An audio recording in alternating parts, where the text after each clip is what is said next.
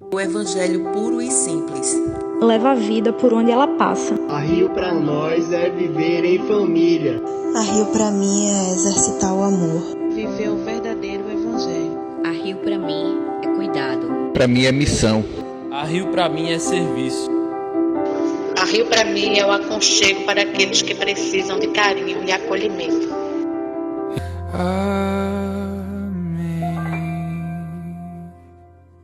Vamos orar pelo nosso pastor convidado, muito especial, que Deus use ele profundamente para falar aos nossos corações. Deus Pai, obrigado, Senhor, obrigado pela vida do teu servo, Senhor. Obrigado pela vida dele, obrigado porque hoje ele veio falar em teu nome aqui, Senhor. Pai, nos dá o privilégio de ouvir a tua voz, Senhor. É isso que estamos aqui. Ansiamos para te ouvir, Deus. Ministra aos nossos corações, Senhor. Transforma a nossa vida e o nosso ser, Senhor.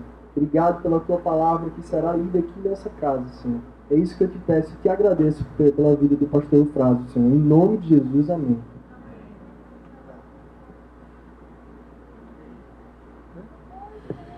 Bom dia. É com expectativa que eu estou com vocês aqui nesta manhã. Eu já tinha ouvido falar da comunidade, conheço o Tiago já há algum tempo. E assim que eu cheguei, eu revi uma amiga de velhos tempos, não é uma amiga velha, mas uma amiga de velhos tempos.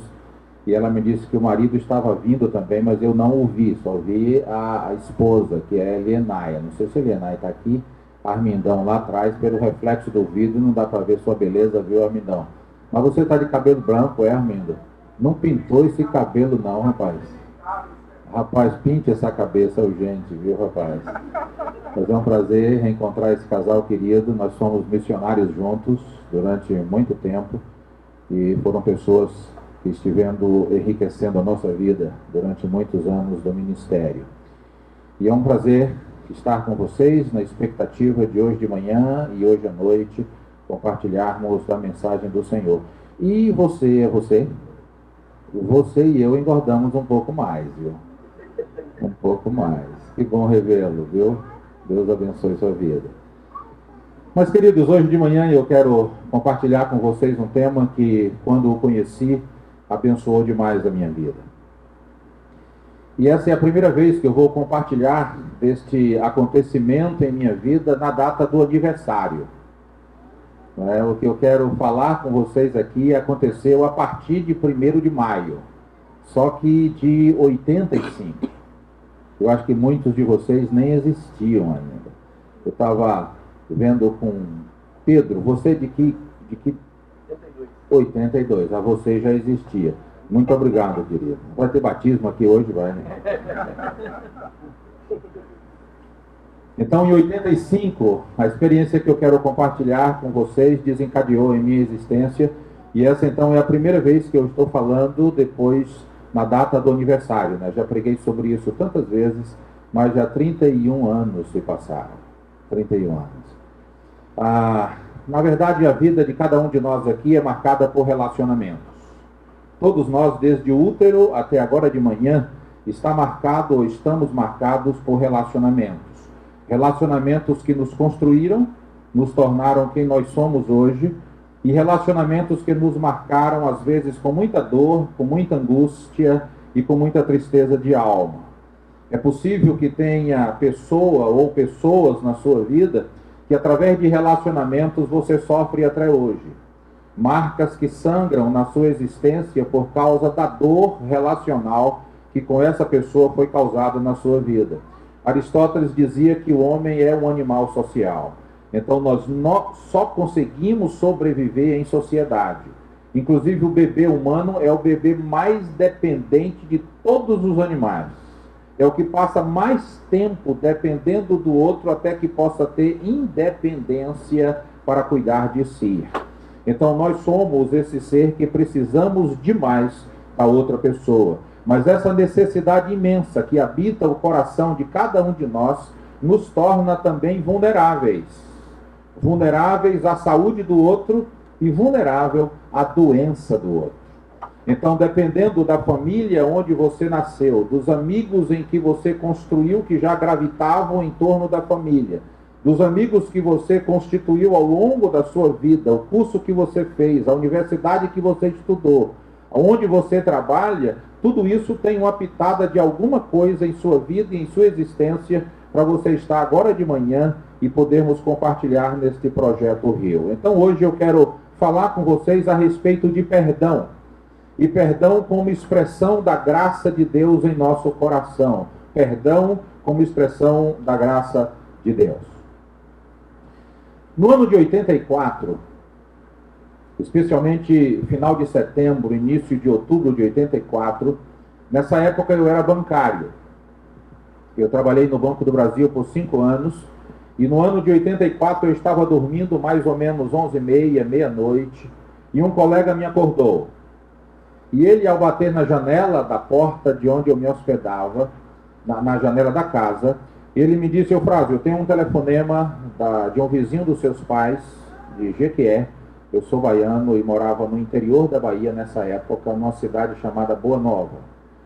E então esse vizinho liga para esse colega e dizia: olha, houve um acidente na casa de Eufrásio com o irmão dele e Eufrásio tem que vir para cá agora de manhã. E assim que eu cheguei à casa dos meus pais, ainda naquela madrugada, um rapaz que nós criávamos há mais de 20 anos, o Valmir, estava morto com 3 tiros. Um tiro no ouvido direito, no pescoço e no peito esquerdo. E ele estava dormindo em casa quando isso aconteceu. E com ele apenas minha mãe e 2 meninas que nós criávamos, a Maria e a Luciene. E as 3 diziam que o Valmir tinha se suicidado. Quando a polícia chegou no local do crime e com o médico legista, eles constataram que alguma coisa estava errada naquele crime, naquele suicídio. Porque a nossa casa era toda fechada de grades, janelas e portas, e não tinha nenhum sinal de violação. Cadeado intacto, tudo intacto, e o Valmir morreu dentro de casa, e eles constataram naquele crime que não poderia ser suicídio. Os 3 tiros foram fatais. E o médico então disse: alguém matou o Valmir. E como a casa estava inviolada, ele disse: alguém de dentro de casa matou. Porque não podia entrar de fora, não tinha marcas de violação de fora. Então alguém de dentro matou o Valmir.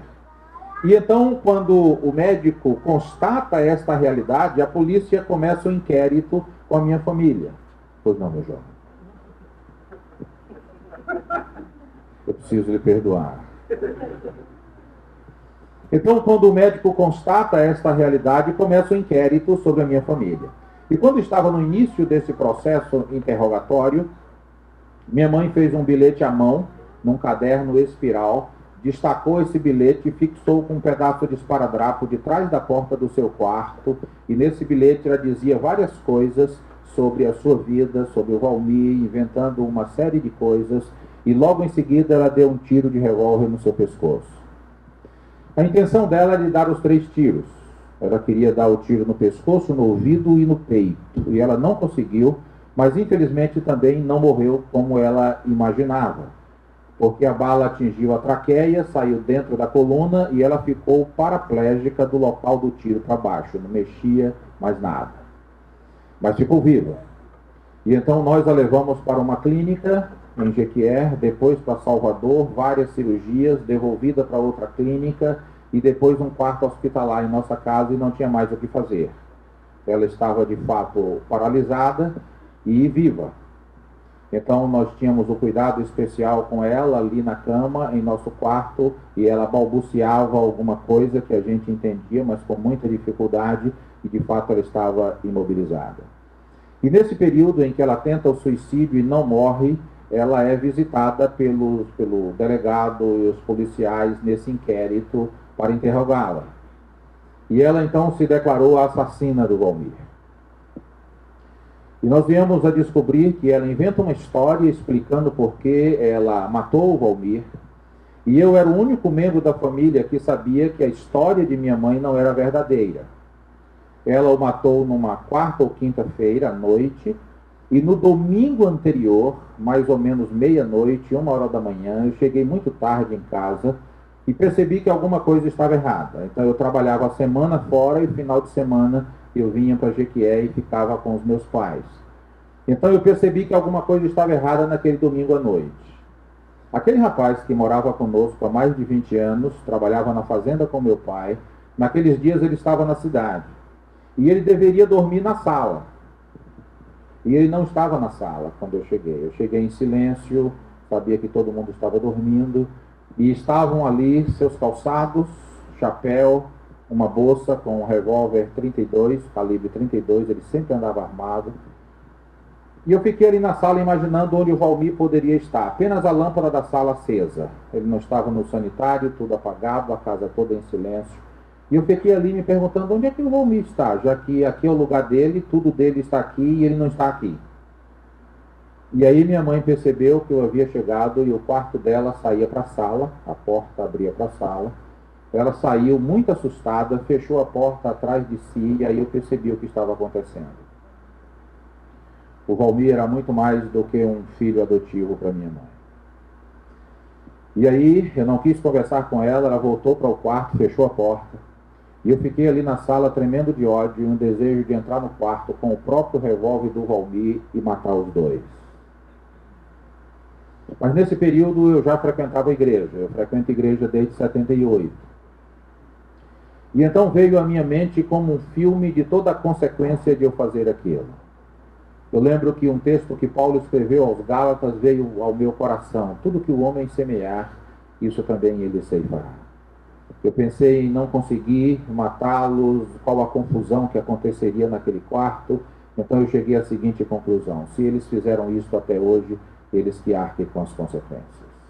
Fui para o meu quarto e a minha mãe, quando saiu e tentou conversar comigo, eu não quis conversa, ela disse: olha, o Valmir está na cidade, ele não levou a chave, deixa o cadeado aberto. E para provar que não era verdade, eu tranquei o cadeado. E eu lembro exatamente o momento que o Valmir passou em frente à porta do meu quarto, que eu deixei aberta. Ele estava vestido com uma calça bege, descalço e sem camisa. Saiu do quarto da minha mãe e foi mexer no cadeado para que eu pensasse que ele estava chegando. Então, naquela segunda-feira cedinho, eu saí para trabalhar e eu não consegui trabalhar, porque eu fiquei trabalhando no caixa do banco e imaginando um plano para matar o Valmir. Como fazer para matá-lo? E então, naquela mesma semana, a minha mãe o matou com 3 tiros por causa de ciúmes. Ela descobriu que o Valmir estava com outra mulher, e então, por ciúmes, ela o matou.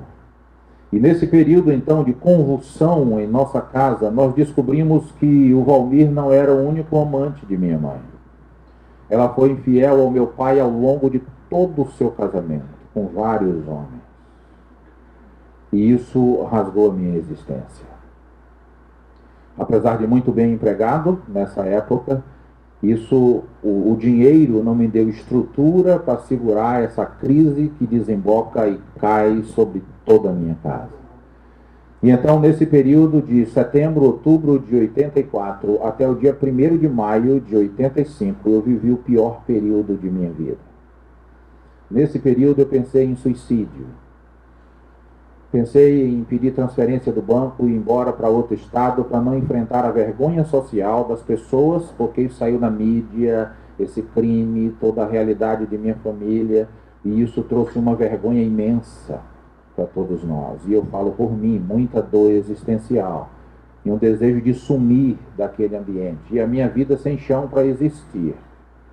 E então, no dia 1º de maio de 85, eu fui convidado por um grupo de amigos para irmos para uma cidade vizinha, a Jequié, e ali nós jogarmos futebol, passarmos um dia esportivo. E eu fui para aquele dia. E assim, quando chegamos àquele momento ali, àquela cidade de jogarmos futebol, nós fomos reunidos numa igreja bem pequenininha, e um amigo nosso, um garotão da época da gente, hoje ele é pastor, diretor de cinema, Moisés Júnior, ele foi à frente e liderou uma devocional muito rápida.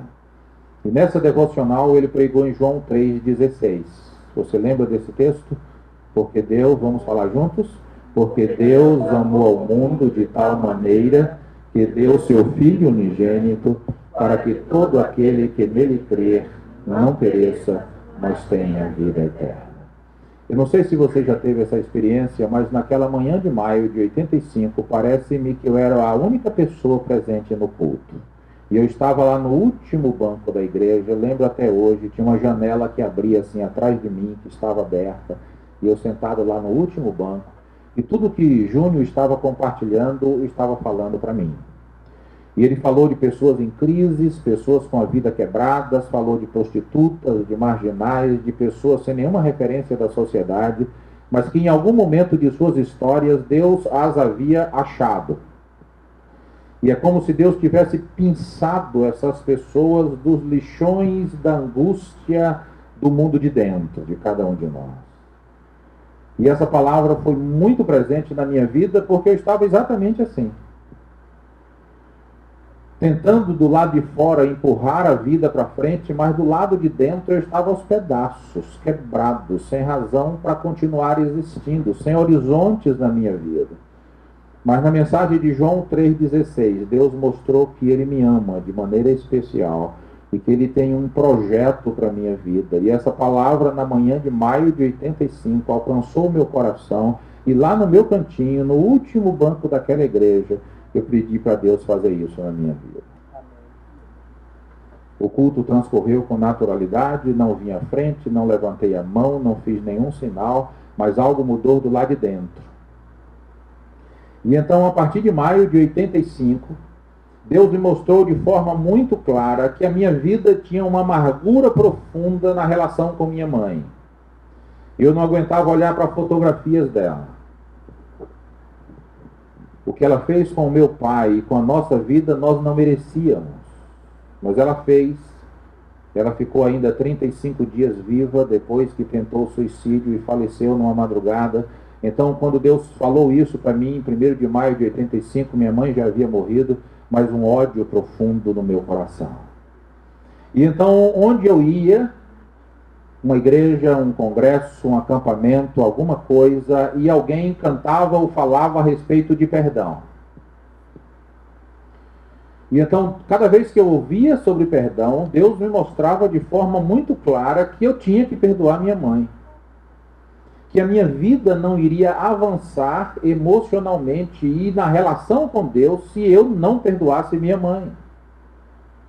Porque apesar de não ser um perdão para ela, no sentido humano, era um perdão em minha vida para que arrancasse de mim o ódio que eu tinha pela minha mãe.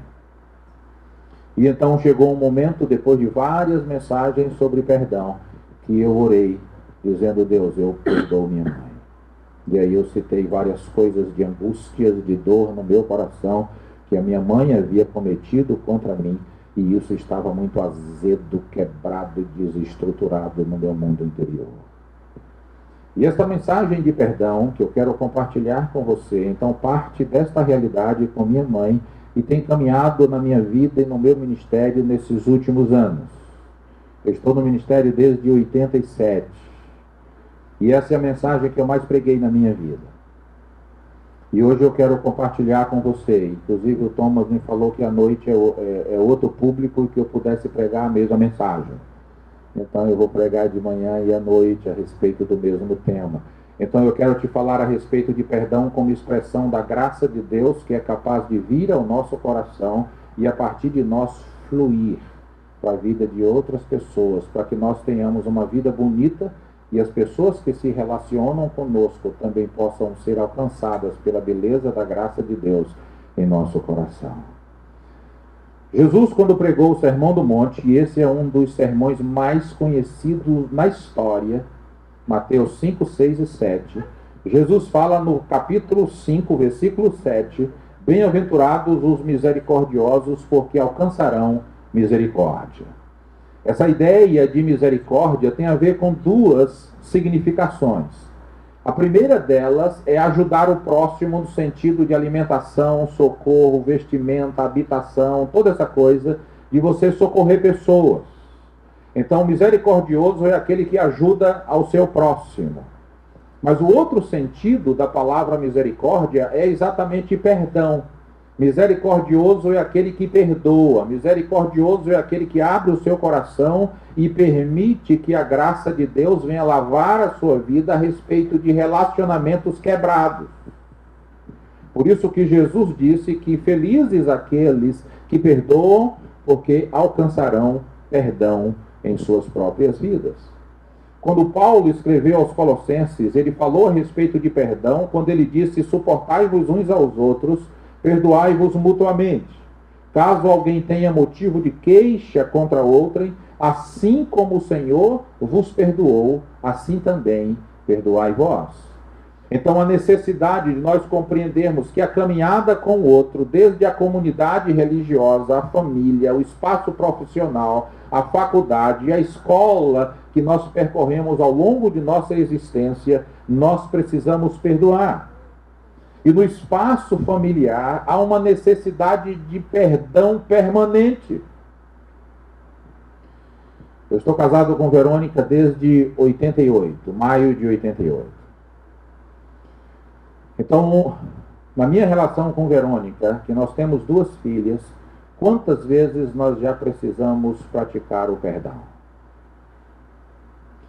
Eu lembro de um aniversário de 50 anos, de um casal de idosos, e eles estavam ali à frente com netos, com bisnetos, naquela festa maravilhosa, todo mundo celebrando, e lá no meio da festa, um neto virou para o avô e disse: vovô, nesses 50 anos de casado, o senhor já desejou se separar de vovó alguma vez? Aí aquele avô olhou para o neto com muito carinho e disse: meu querido, separar eu nunca desejei não, mas matar já. Então, nesses anos, caminhando com Verônica, não cheguei a tal ponto, mas muito ódio no coração já aconteceu. E o fato de continuarmos casados tem a ver com perdão, tanto meu para ela, quanto dela para mim. E as nossas filhas também, quantas vezes já perdoamos nossas filhas. Então, o perdão é uma necessidade urgente no ambiente familiar. Tanto nos seus pais, quanto dos seus filhos, quanto do seu marido, da sua mulher, a sua sogra, então, misericórdia, perdoe em nome de Jesus. Ontem à noite eu preguei aqui ao lado, numa comunidade aqui ao lado do mercado da Madalena, e eu falei a respeito da sogra também. Como a sogra gera conflitos na caminhada do novo casal, né? Aí alguém levantou lá e ele era um sogro, eu disse: Eufrásio, mas sogro também. Eu falei: verdade, muito sogro tem causado problema na caminhada. Então nós temos que perdoar, não tem jeito. Porque se nós perdoamos, nós temos a oportunidade de continuarmos bonitos. Mas se nós não perdoarmos, a nossa vida fica feia e azeda, evapora a alegria do coração, o brilho nos olhos apaga. E a gente se torna extremamente crítico com o outro, azedo com o outro, falando mal de todo mundo. Salomão escreveu Provérbios 18, 19, e ele disse: é mais difícil ganhar de volta a amizade de uma pessoa ofendida do que conquistar uma fortaleza na guerra. As brigas são portas trancadas que fecham a vida dessa pessoa para você. Então, você já brigou com alguém? Quantos aqui tem mais de um irmão em casa? Já houve briga alguma vez entre vocês? Você nunca quis se separar, mas matar algumas vezes já, né? Então, brigas entre irmãos acontecem muito, às vezes por coisas muito sérias. Sobrou suco. São brigas profundas que eu tenho presenciado. Sobrou suco e só dá um copo. E a mãe vai ter que dividir para os dois. Aí ela coloca suco num copo, suco no outro, aí eles juntam o copo. E se agacham. E se um copo tiver 1 milímetro a mais, está vendo aí, já começa a briga. A senhora ama mais ele do que eu. E aí está a confusão entre eles por causa de 1 milímetro de suco, que é impossível você dividir exatamente igual. E aí vem as roupas que um usa do outro, às vezes escondido, ou às vezes sempre, né? Quando o outro percebe, já está usada a camisa que ele nem usou ainda. O outro já inaugurou. E sapato e tênis, então, vai por esse negócio. Então, a briga, uma confusão. Às vezes você olha e escuta, parece que uma tempestade está desabando na sua casa. É óbvio que eu estou falando dos filhos de vocês, porque filho de pastor não faz isso. O meu desejo é que Tiago tenha Samuel 2. Inclusive, o pastor falou do nascimento de Samuel, mas no dia que nasce o primeiro filho, nascem os pais. Por mais que você leia, estude e se planeje para esse momento, o pai só nasce quando nasce o filho. Então aí os filhos brigam. E na briga o ódio brota no coração. E isso traz angústias e fecha a porta do outro para a vida. E quanto mais eu pesquiso, estudo e trabalho a respeito de perdão, tanto eu vejo isso no consultório, quanto nas conferências, quanto nas relações interpessoais de um modo geral, eu percebo quanto perdão é necessário para a vida. Como nós precisamos perdoar. Como pessoas têm marcas na vida de mais de 30 anos. Tem ódios viajando na alma por 50 anos. E a pessoa nunca resolveu isso. O perdão aparece na Bíblia de forma muito clara. Em primeiro lugar, na Bíblia é caminho para a maturidade. Ou seja, quanto mais eu perdoo, mais a minha vida tem possibilidade de amadurecer e crescer e desenvolver como pessoa. E quando eu me fecho para perdoar e alimento o meu ódio e a minha amargura, a minha vida vai enfeiando cada vez mais e eu não cresço como pessoa. Eu não estou falando de crescimento biológico, eu estou falando de crescimentos em outras áreas da vida. Então a Bíblia aponta o perdão como caminho para a maturidade. A Bíblia aponta o perdão como caminho para relacionamentos saudáveis. Se nós não perdoarmos, nós não construiremos amizades verdadeiras. As amizades ficam apenas do curtir e do compartilhar, mas não desce disso. Não sai da pele, não sai da aparência, não sai da fachada do Facebook. E nós precisamos de aprofundamentos em pessoas que sejam mais do que as curtidas virtuais, mas que a gente desça para as dores da alma. E a gente só fala de dores de alma com quem é íntimo. Por isso que o Milton Nascimento há muito tempo canta dizendo que amigo é coisa para se guardar do lado esquerdo do peito. E todos nós aqui precisamos de amizades profundas, de amizades sinceras, em que você possa ligar para essa pessoa logo em seguida da crise. Quando algo quebra a sua vida, quando algum desastre vem, o amigo é o primeiro que você liga. Por isso que não dá para ter 2.502 amigos. Se você tiver um, sorte sua. Agora, esse tipo de amigo também é invasivo. Porque se ele chega à sua casa, tocar a campainha, se ele interfonar para você e você demorar para atender, ele te dá uma bronca. E quando ele entra em casa, ele não pede licença. E aí você vai conhecer quem é amigo. Se pede licença quando chega ou se entra direto. E amigo vai logo para a cozinha. E às vezes ele chega às 11h30, 11h40, porque ele chegou para filar sua boia. E aí ele vai para o fogão, ele já destampa a panela. Então você não aguenta duas pessoas assim, uma só tá boa demais. O cabra é invasivo, ele chega assim e ele já se espalha todo na casa. Mas ele é a primeira pessoa que você liga quando dói. Então nós precisamos de amigos, mas amigos precisam de perdão, porque amigos também se ferem. Amigos se ofendem. Davi, escrevendo sobre isso, ele disse: se fosse o inimigo que tivesse feito isso, eu entenderia. Mas quem fez isso é meu amigo.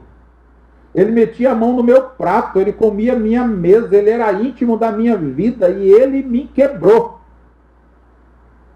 Por isso o Davi está sangrando. Ele diz: como é que pode uma pessoa tão querida prejudicou a minha vida? E é assim mesmo. Quanto mais significativa for a pessoa para você, mais vai doer o que ela fez com você. Quanto mais íntimo, maior a dor. Daí a necessidade de você entender que perdão é caminho para uma espiritualidade bonita, para uma espiritualidade que sai dos chavões religiosos e entra na intimidade. Daí a necessidade de compreendermos que a falta de perdão pode gerar adoecimento emocional que sai para o corpo, que nós chamamos de doenças psicossomáticas. Muitas crises, muitas inimizades, separações conjugais, brigas, igrejas se quebram, amigos não se falam mais nunca por causa do ódio, por causa do perdão, por causa da amargura no coração. O perdão é fundamental. Quando Jesus Cristo estava na cruz, ele ensinou muito a respeito de perdão, mas quando ele estava no momento mais difícil da sua vida, Lucas registra um grito de Jesus que foi uma oração: Pai, perdoa-lhes, porque não sabem o que fazem. Ele mesmo disse: eu poderia orar, e o Pai enviaria anjos, e me livraria desta hora. Mas como eu vou fazer isso se foi para esta hora que eu vim? E os homens estavam ali xingando, blasfemando, fazendo gozação. Hoje seria fazendo bullying. Mas Jesus disse: perdoa-lhes, porque não sabem o que fazem. Mas você diz: mas isso foi Jesus. Jesus era de uma competência espiritual e emocional invejável. Mas aí eu tenho duas outras pessoas aqui que rapidamente eu quero citar para você. A primeira é José. José lá do Egito. Lembra desse rapaz? Perdoou demais. E a sua vida continuou bonita, fluindo e abençoando pessoas o tempo todo. Teve oportunidade de matar seus irmãos e não o fez, porque sua vida estava perdoada, limpa, aliviado da dor no coração. Você lembra de um cabra chamado Atos capítulo 7, 60? Primeiro diácono da igreja em Jerusalém, quando ele prega seu primeiro sermão público. Ao invés de ter 3.000 decisões, como o sermão de Pedro, ele tem em torno de 3.000 pedradas. E no último instante de vida, ele olha para os céus e ele tem uma visão. E ele disse: eis que vejo os céus abertos e o Filho do Homem em pé diante do Pai. E logo em seguida, sabe o que ele diz? Senhor, não lhes imputes este pecado. Daí a necessidade de compreendermos que nós somos de Jesus, e se assim o somos, nós temos que perdoar até o último instante da vida. Perdoar a vida toda e no último instante ainda perdoar aqueles que nos têm ofendido. E perdoar é exatamente isso, é esse deixar, soltar, cancelar a dívida, é abrir o coração, é lembrar sem dor, é o rasgar da dívida que fizeram com você, uma dívida emocional, é como duplicatas, notas promissórias que você emite quando a pessoa lhe ofende. E todas as vezes que você lembra da pessoa, que você olha para a pessoa, que lê o nome, que sente outra vez, tudo de ódio no coração e em sua vida. Mas perdoar é permitir que a pessoa nasça de novo na sua existência. Perdão é expressar a graça de Deus que encheu seu coração e agora você estende à esposa, ao marido, ao filho, ao sogro, à sogra, ao colega de trabalho, ao patrão, ao empregado, aquele que maldosamente quebrou a sua vida, o bêbado ao volante, o assassino do seu filho. São situações que quebram a nossa existência, mas não existe outra alternativa senão perdoar. E perdoar é fruto de uma decisão consciente. Não é uma emoção que domina o seu coração, é uma decisão consciente. E por que é que você deve perdoar? Primeiro, porque o Senhor perdoou você. A Bíblia diz: assim como o Senhor vos perdoou, assim também perdoai vós. Nenhum de nós poderia comprar o perdão. Por isso que a Bíblia diz que o sangue de Jesus, seu Filho, nos purifica de todo pecado. E se confessarmos os nossos pecados, Ele é fiel e justo para nos perdoar. Então, quem recebeu graça precisa estender graça para as outras pessoas. A respeito disso, Jesus contou uma história para Pedro. E Pedro estava vivendo esse problema de amargura e de angústia de alguém. E Pedro disse: Senhor, até 7 vezes.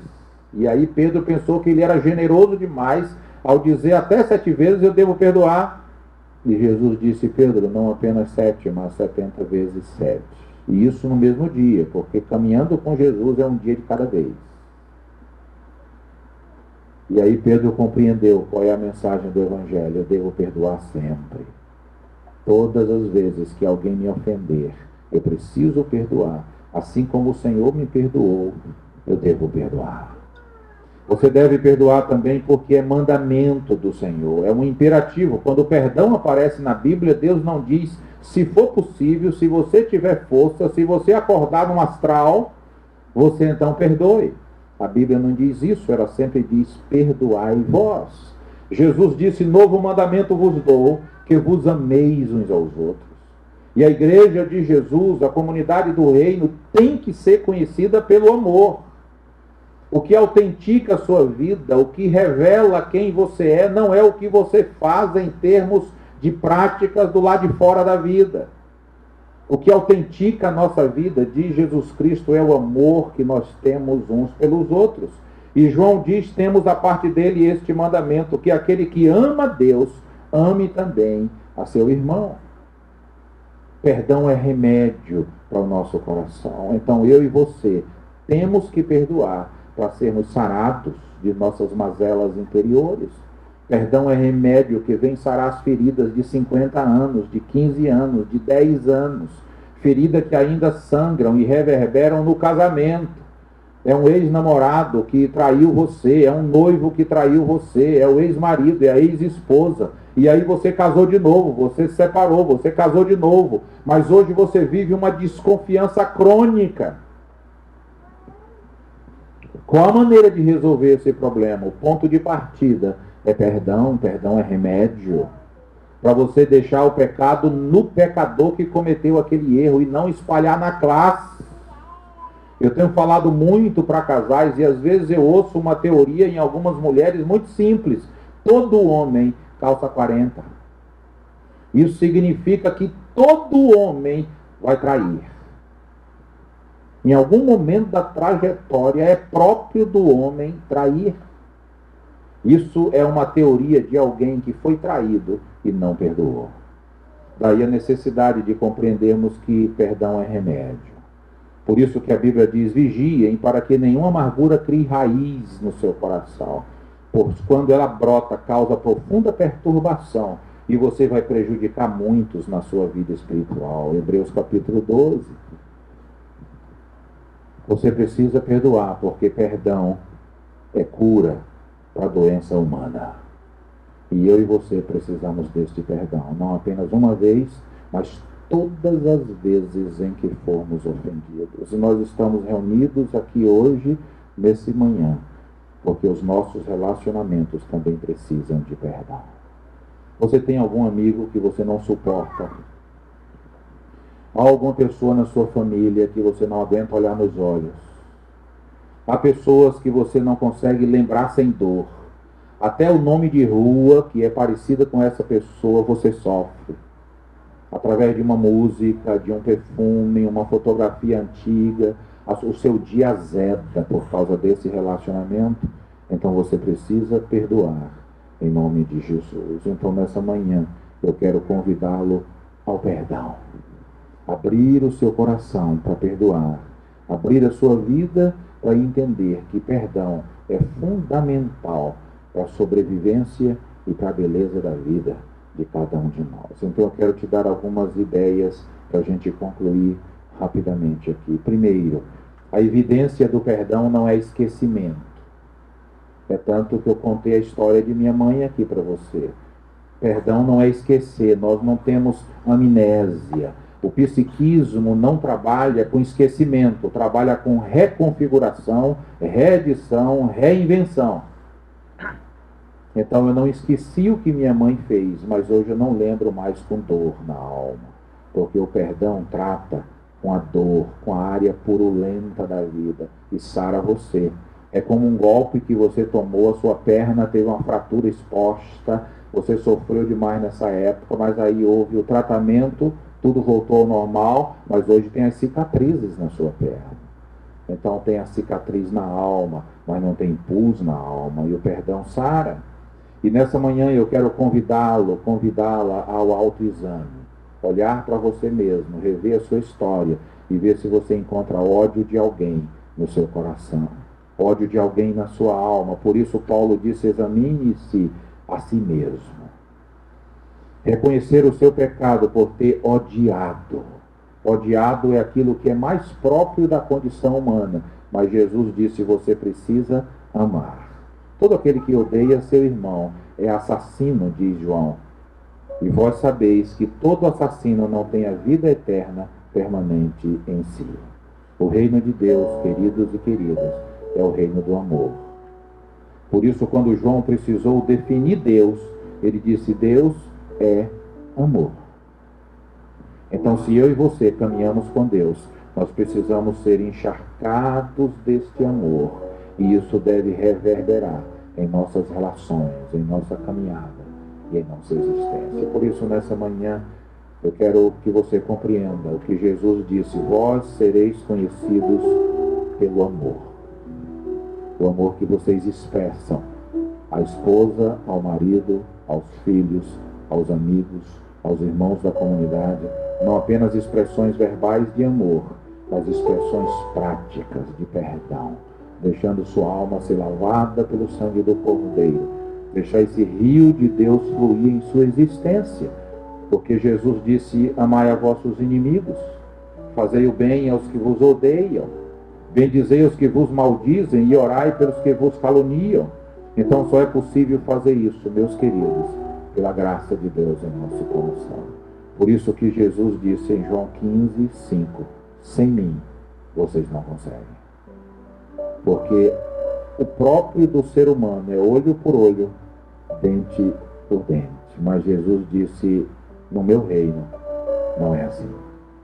Por isso, nessa manhã, eu preciso que você compreenda que em Jesus Cristo nós temos a inversão.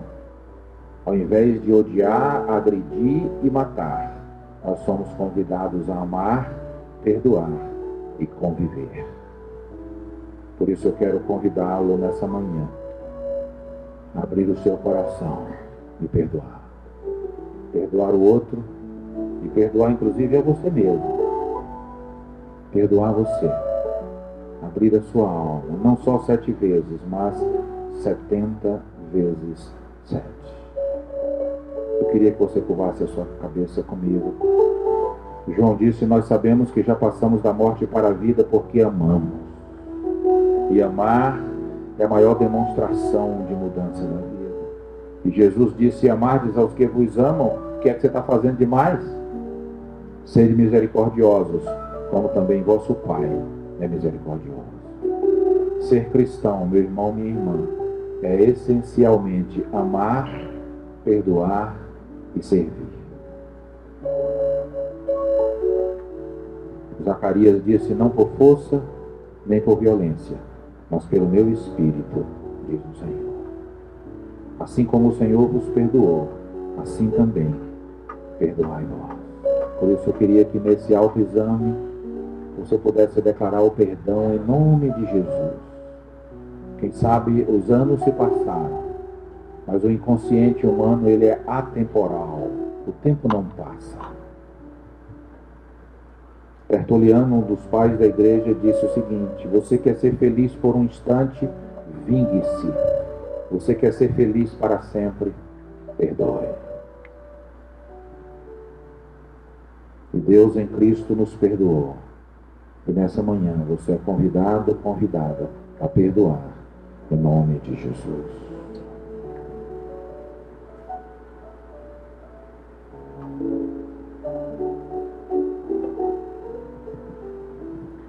E nessa manhã eu queria também orar por alguns de vocês. Você que percebeu a amargura no seu coração, que tem caminhado com você por anos na sua existência. Percebeu que tem alguém que você ainda odeia, que você está azedo, que a sua vida ainda está marcada por esse ressentimento. Eu queria orar por você nessa manhã. Então eu queria pedir simplesmente, onde você estiver, eu queria que você ficasse em pé. Eu quero orar por você. Qualquer pessoa, onde você estiver, eu quero orar por você. Você Você precisa perdoar alguém, perdoar a si mesmo, abrir a sua alma, deixar o rio de Deus fluir nas suas emoções, sarar a sua existência. Perdoe em nome de Jesus. Pai amado, muito obrigado por esta manhã aqui com esses meninos e meninas reunidos em Teu nome. Obrigado pela Tua bendita palavra que é viva e verdadeira, Senhor, e revela o mais íntimo do nosso ser. Obrigado pela verdade que eclodiu na alma de cada um de nós aqui. Eu oro por esses irmãos e irmãs que se colocaram em pé, reconhecendo a necessidade de perdão na sua vida. Eu oro por eles e por elas em nome de Jesus, pedindo que eles sejam cheios do Teu Espírito nesta hora e que seja derramada sobre eles e elas abundante graça e que Teu nome seja glorificado, Senhor. Eu oro para que seja quebrada a cadeia do ódio, da amargura e do ressentimento e que flua com profusão a Tua graça nesses corações e que eles perdoem. Perdoe o outro, perdoe a si mesmo e olhe para frente com esperança pela graça do Senhor nas suas vidas. Obrigado, Pai, por esta manhã e que o Senhor abençoe a cada um de nós aqui. E abençoe essa comunidade em seus sonhos, em seus projetos, em suas realizações. Abençoa cada pessoa que congrega aqui nesse espaço. Abençoa cada pessoa que é voluntária, que trabalha, que soma nesse projeto. Aos meninos da música, aqueles da recepção, aquele que faz qualquer coisa aqui. Que a Tua boa mão esteja abençoando, Senhor. E que flua abundantemente a Tua palavra como um rio cheio para o louvor da Tua glória. Bendito seja o Teu nome para sempre. Em nome de Jesus. Amém. Amém. Podeis sentar, queridos. Amém. Obrigado. Obrigado, pastor. Obrigado a cada um de vocês. Deus os abençoe grandemente. Na saída você vai encontrar um stand ali à esquerda com meus livros, tem CDs, tem um cartão nosso lá também do consultório. E será um prazer poder reencontrá-lo. À tarde, se Deus quiser, estaremos aqui com outro público, conversando sobre perdão. Deus os abençoe ricamente, em nome de Jesus.